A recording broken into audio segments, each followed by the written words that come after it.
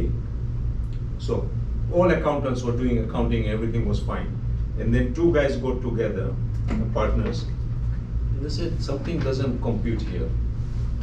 If this company is trading at, because if a company is on the stock market and it's trading at $10 million, the shares, if you were buying 100% of the shares, it would cost you $10 million. So they analyzed all this and they found that the assets of the company was 20 million. So they went and bought the company from the stock market. They bought the company and then they stripped it. So basically what you do is now I sell off the buildings and everything. The business dies. All the employees lose their jobs and they make the money. So so in response, what was the point of becoming an accountant? Right now you say I want to earn a living and I'm going to work for a company or going to do this and I'm being an accountant. This guy said, no, we want to make money. So the viewpoints were completely different. And these are the guys who became multimillionaires. So what is the purpose of education? Well, I think they nailed it. Well, she says, the key to knowledge, personal growth, and preparing for the future promotes critical thinking, socialization, and lifelong learning. A pathway to social mobility in a more equitable society. Let's unlock the power of education for a brighter tomorrow. That's her tweet. Because I always quote that thing, what is intelligence? And intelligence is something that you learn, and majority of the people stop there. They pass their exams, I'm very intelligent, I'm a student, whatever. But intelligence is what do you learn in one situation, and then you apply that information to another to make a profit for you. That is intelligence for your benefit. So it depends, like what is the end goal? Why are you preparing students? You are doing it so that they can find jobs, they can make a living. But it's very restrictive now.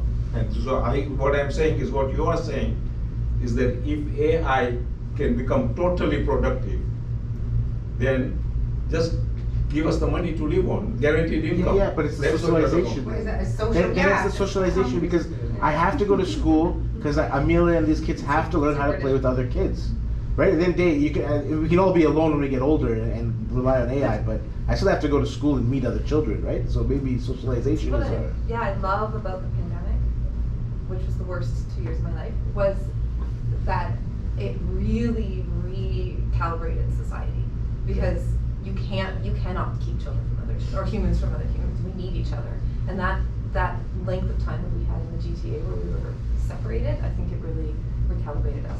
And I never want the kids to have to learn online again. Like summer camp, that's why this guy I met yesterday, he's sending his kid to a 2-week camp. You're not allowed to even talk to the parents. If you want to talk to the parents, you have to write a letter. By the time the letter gets mailed, he said, a week ago I got a letter from my 2 daughters. And they're young, they're like 11 and 8 or something. And then that, imagine, I don't know what the purpose of not letting kids talk to their parents are for 2 weeks, maybe because they freak out or something, but. Because the parents Because they get homesick. I would say Yeah, that. homesick.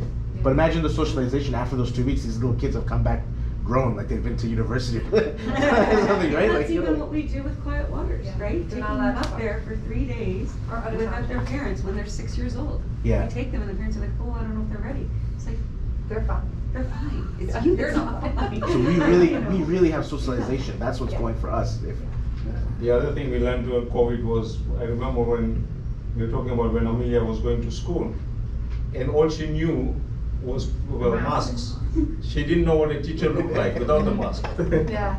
Right? It was a whole year like that. And then suddenly when they took it off, and people need that. Otherwise, how do you? You can't. You have to watch somebody. Yeah, facial expressions. You don't know if the teacher is happy or sad to see you because Mm-hmm. And this is the first world too, right? I don't know, is this gonna adopt everywhere else? Yes. Like that quickly? In Africa, if you go to a school in Africa, they don't have water, they don't have food. Website, it levels the playing. How would they even? Yeah, it's Oh, more actually, they will. You will see if they will advance much further. No, I don't know, I'm just asking. No, what is the example? Yeah. Is the cell phone. Yeah, yeah. Canada was one of the least advanced because we had all this infrastructure built around the landlines. Countries like India and other countries like in Africa, they didn't have this. So when this came, they were the first to adapt because it was so much cheaper. Canada wouldn't do it because if you are at Bell or Rogers, why would you bring in a cell phone? How are you going to? So they took their time in getting rid of. Still now, Canada is one of the most expensive cell plans. And But if computers you're are gonna be ultra- gone soon anyway, we're not even gonna have keyboards. Yeah, no, I It's all gonna think, be yeah, all voice. these things will help the developing world really Ultra, catch ultra, up. ultra poor, like $1 a day people. I think what'll change is their governmental, the way the world is working is gonna change, so that's gonna impact everybody. no Because matter- Uganda's a dictatorship, right? Like, Yeah, even, yeah, that all will change sooner or later, but, Cause, well, I mean, money drives everything, money drives change, so there's a lot of money in that, and you know, there was one charity, it's one of the oldest charities in England, they're closing down. Because they are saying that this was philanthropy, it's all residue of colonization. really? Yeah, so what they're saying is that we are not making any impact by saying we'll give you money and you can do this and whatever. It is still colonization. So we just wipe it up and let them do whatever they want to do. I think it's really interesting because I think, you know, your presentation has given us a way to think about it in a positive way, to, you know, answer to parents that might have questions as well, but to find a way of turning it into something that we want, Mhm. as opposed to letting it become something that we don't Yeah. want. And like you said, you know, not having it as that forbidden fruit, having it as something that the kids learn to use for appropriate ways as a research tool. Yeah. The same way they would have used Google or the same, you know, it's.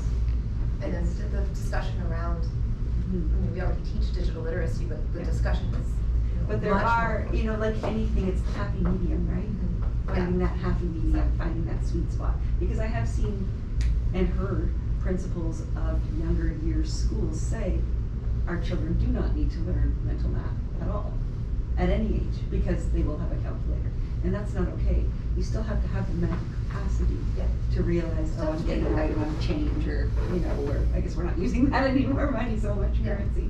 But to understand positives and negatives and value in number with, and you need the basic foundation. Well, they do, because if I'm going to use AI or whatever, I need to formulate my question. Yeah. Right? And so I need to understand that mental math to formulate a question You for need the it to knowledge. respond. Yeah, But I it's need that likely knowledge. that the education system is anticipating this as being a problem, and that's why they're putting cursive bracket, Yeah. because they're afraid of what exams and things are gonna turn into Yeah. without the children being able to write fast enough. Yeah. And And my, to do And things on phonics their too, own.